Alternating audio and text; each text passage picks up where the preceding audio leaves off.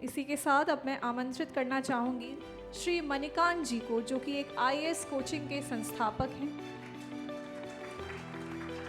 और अपनी कोचिंग के माध्यम से इन्होंने कई बच्चों का भविष्य बनाया है। सर, आपका हार्दिक अभिनंदन।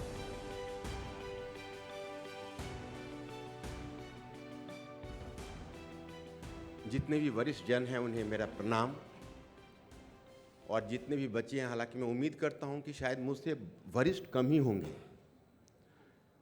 क्योंकि मैं भी अब 60 टच कर रहा हूं, इसलिए ज़्यादा लोगों को आशीर्वाद ही देना पड़ेगा, शुभकामना देनी पड़ेगी बिहार दिवस के इस अवसर पर। देखिए, आज 113 वर्ष हो गए। 1912 में 1911 में एक घोषणा की गई थी कि बिहार, और पहले तो ब्रिटिश ने घोषणा की थी बंगाल के विभाजन की। 1905 में एक बहुत बड़ा मूवमेंट चला। उस मूवमेंट के बाद 1912 में कैपिटल दिल्ली बनाया गया, और उसी समय बिहार और उड़ीसा को अलग करके बंगाल से पृथक किया गया। उस समय बंगाली भाई नहीं चाहते थे कि बंगाल का विभाजन हो, बिहार और उड़ीसा का विभाजन हो जाए, और बिहारी भाई भी नहीं चाहते थे कि भाई हमें एक स्वतंत्र बिहार ना मिले। एक स्वतंत्र इंडिपेंडेंट बिहार मूवमेंट चला था लंबे समय तक पटना में, और तब जाके बिहार आज 22 मार्च है। आप अगर काउंट करेंगे तो 113 वर्ष पूरे हुए बिहार को अलग वजूद बनाने में।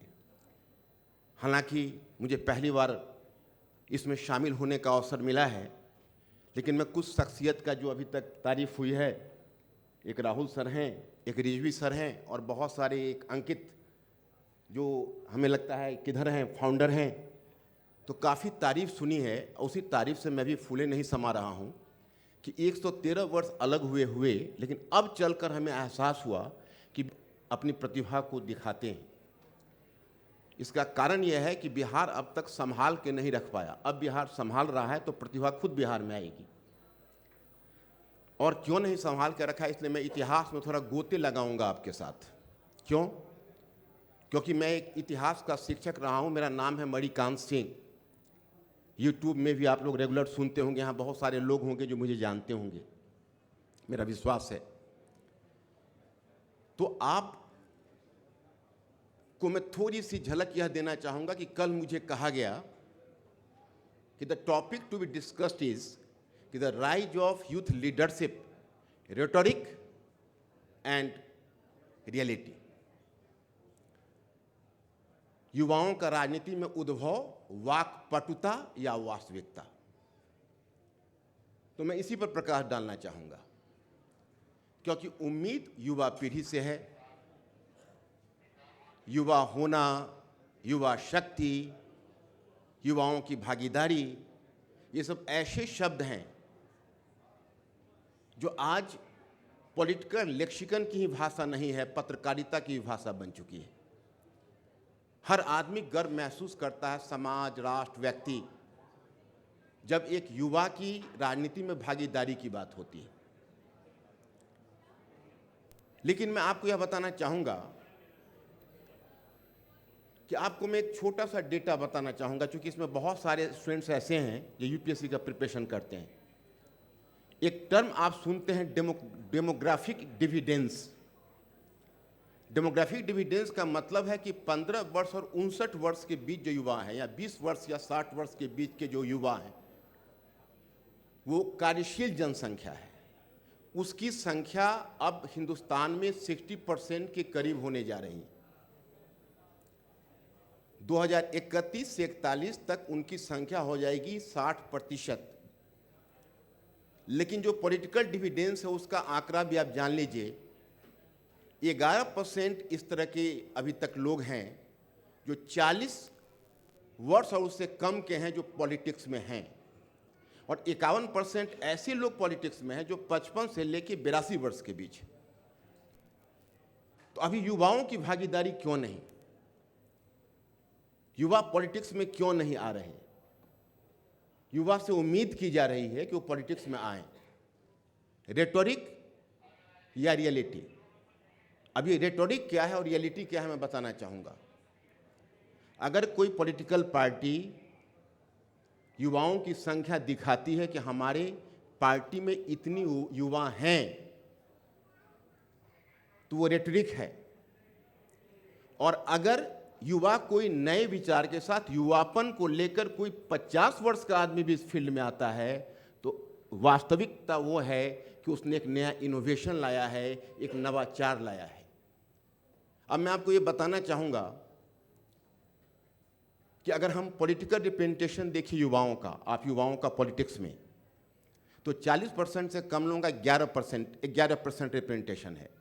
2018 में जो आप देखते हैं, जो आपका 18वां आम चुनाव हुआ है, उसमें 25 वर्ष की उम्र वाले 3 MP हैं। अब आप ये समझ लीजिए कि इतना कम युवाओं की संख्या है इसमें। क्यों इतने कम युवाओं की संख्या? युवाएं पॉलिटिक्स में क्यों नहीं जा रहे? बहुत उम्मीद की जाती है युवाओं को कि युवा भारत को बदलेंगे, बिहार को बदलेंगे। बिहार का एक बड़ा ही गर्वपूर्ण इतिहास रहा है। मैं आपको बताऊं कि युवा का मतलब होता है विचारों का इनोवेशन। युवा का मतलब कुछ केवल उम्र नहीं होती है, और यह विचार का इनोवेशन आता है शिक्षा से। यह विचार का इनोवेशन आता है कि जब हमारा स्वास्थ्य और शिक्षा का क्षेत्र जब विकसित अवस्था में हो, तो फिर विचारों का इनोवेशन आता है। यह पहला विचारों का इनोवेशन आप देखेंगे कि प्राचीन काल में जब महात्मा बुद्ध बिहार में आए और जब बुद्धा ने बोध गया में ज्ञान प्राप्त किया, वह एक इनोवेशन था। अजातशत्रु ने पूरे बिहार को ही एकीकृत नहीं किया, पूरे उत्तर भारत को एकीकृत करके भारत का पहला साम्राज्य बनाया। वह विचारों का युवापन था। चंद्रगुप्त मौर्य ने पाटलिपुत्र, जिसको आज आप पाटलिपुत्र के नाम से जानते हो या बिहार के नाम से जानते हो, उसका वास्तविक संस्थापक चंद्रगुप्त मौर्य को माना जाता है। वो इनोवेशन था। जब मध्यकाल में आते हो तो सासाराम का एक जागीरदार शेरशाह जो भारत का बादशाह बन जाता है, वह विचारों का युवापन था और वह इनोवेशन था। मैं आपको इसमें बताना चाहूँगा, आप लोग जरा इधर गौर करिए, आप लोग सुनिए मेरी बात को गौर से और थोड़ा शांति बनाए रखिए प्लीज। देखिए, जब महात्मा गांधी आए 24-25 वर्ष की उम्र में वो साउथ अफ्रीका गए। पॉलिटिक्स में जगह बनानी पड़ती है, क्योंकि युवाओं के साथ क्या होता है पता है आपको? युवा राजनीति में आते हैं। युवा कुछ, अभी आप लोगों ने एक नया सपना देखा है, आप भारत को, बिहार को बदलना चाहोगे, लेकिन आप लोगों के लिए सबसे बड़ा खतरा क्या होगा पता है? जब आप पॉलिटिक्स में जाओगे तो जो परंपरागत सीढ़ी है, उस सीढ़ी आपको चढ़ने नहीं देगा, आपको रास्ता बनाना पड़ेगा। क्योंकि आज का जो चुनावी राजनीति है, उसके तामझाम इतने हैं कि कोई पॉलिटिकल पार्टी की सहायता के बिना कोई आगे नहीं बढ़ सकता। उसको एक मजबूत पॉलिटिकल पार्टी की सहायता लेनी होती है, और वो पॉलिटिकल पार्टी पहले अपनी विचारधारा आपके ऊपर आरोपित करती है, और वह विचारधारा जो होती है, वह विचारधारा यह होती है कि आप हमारे कोड ऑफ कंडक्ट को मानिए और आप मूल्यों से समझौता करिए। लेकिन ये वैसी स्थिति में ऐसे लोग होते हैं जो मूल्यों से समझौता नहीं करते हैं और वो अपना रास्ता खुद बना लेते हैं। जैसे जब महात्मा गांधी गए, जब पहली बार चंपारण में पॉलिटिक्स में, वो कभी ऐसा नहीं सोचा गया था कि ऐसा भी पॉलिटिक्स में हो सकता है। जब वो जिला कलेक्टर ने, ज़्यादा है, जब जिला कलेक्टर ने जब महात्मा गांधी को कहा कि भाई आप चंपारण छोड़ दीजिए, महात्मा गांधी ने कहा मैं नहीं जाऊंगा। जब महात्मा गांधी ने कहा मैं नहीं जाऊंगा, तो बाल गंगाधर तिलक थे, डॉक्टर सरोजिनी नायडू थी, ये सब चकित रह गई, बोली मैं नहीं जाऊंगा। मतलब ऐसा तो आज तक किसी ने कहा नहीं, मैं नहीं जाऊंगा। वो इनोवेशन था पॉलिटिक्स का। क्योंकि पहले क्या होता था कि ब्रिटिश मुर्दाबाद, ब्रिटिश मुर्दाबाद, तानाशाही नहीं चलेगी बोलते हुए और निकल जाना पड़ता था। पहली बार कोई नेता खड़ा होकर कह रहा है मैं नहीं जाऊंगा, और वहीं से इनोवेशन हुआ था भारतीय पॉलिटिक्स का, और एक नया मानदंड उन्होंने खड़ा किया था। तो आप युवाओं का जो मुझे टॉपिक दिया गया था, मैं सिर्फ उस टॉपिक पर कहना चाहूँगा, युवा लीडरशिप आवश्यक है, लेकिन एज ही पर्याप्त नहीं है। युवा सोच लेकर पॉलिटिक्स में आइए, फिर आप सफल होंगे। बस मैं इतना ही कहना चाहूँगा समय का।